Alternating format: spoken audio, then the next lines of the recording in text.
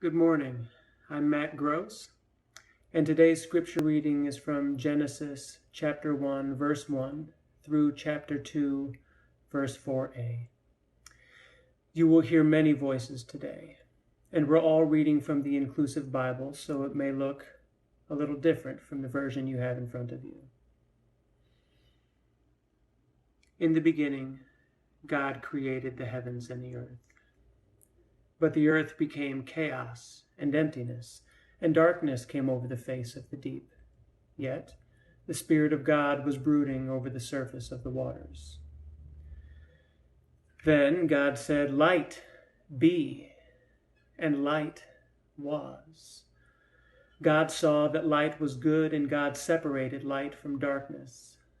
God called the light day, and the darkness night. Evening came, and morning followed, the second day. Then God said, "Waters under the sky be gathered into one place. Dry ground appear." So it was. God called the dry ground earth, and the gathering of the waters sea. And God saw that this was good. Then God said, "Earth, produce vegetation, plants that scatter their own seeds, and every kind of fruit trees that bear fruit with its own seed in it." So it was. The earth brought forth every kind of plant that bears seed, and every kind of fruit tree on earth that bears fruit with its seed in it. And God saw that this was good. Evening came, and morning followed, the third day. Then God said, "Now let there be lights in the expanse of the sky. Separate day from night. Let them mark the signs and seasons, days and years, and serve as luminaries in the sky, shedding light on the earth." So it was. God made the two great lights, the greater one to illumine the day, and the lesser to illumine the night. Then God made the stars as well, placing them in the expanse of the sky, to shed light on the earth, to govern both day and night, and separate light from darkness. And God saw that this was good. Evening came, and morning followed, the fourth day. God then said, "Waters, swarm with an abundance of living beings.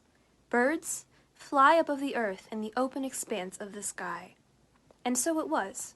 God created great sea monsters and all sorts of swimming creatures with which the waters are filled, and all kinds of birds.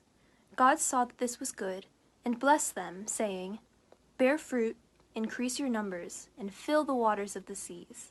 Birds abound on the earth." Evening came, and morning followed, the fifth day. Then God said, "Earth, bring forth all kinds of living soul, cattle, things that crawl, and wild animals of all kinds." So it was. God made all kinds of wild animals, and cattle, and everything that crawls on the ground.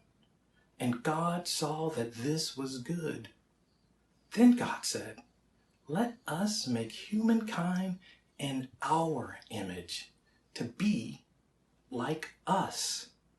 Let them be the stewards of the fish in the sea, the birds of the air, the cattle, the wild animals, and everything that crawls on the ground." Humankind was created as God's reflection. In the divine image, God created them. Female and male, God made them.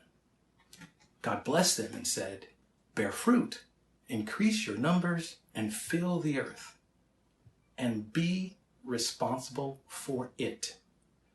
Watch over the fish of the sea, the birds of the air, and all the things on the ground." God then told them, "Look, I give you every seed-bearing plant on the face of the earth, and every tree whose fruit carries its seed inside itself. They will be your food, and to all the animals of the earth, and the birds of the air, and things that crawl on the ground, everything that has a living soul in it, I give all the green plants for food." So it was. God looked at all of this creation and proclaimed that this was good, very good. Evening came, and morning followed, the sixth day. Thus the heavens and the earth and all their arrays were completed. On the seventh day God had finished all the work of creation, and so on that seventh day God rested.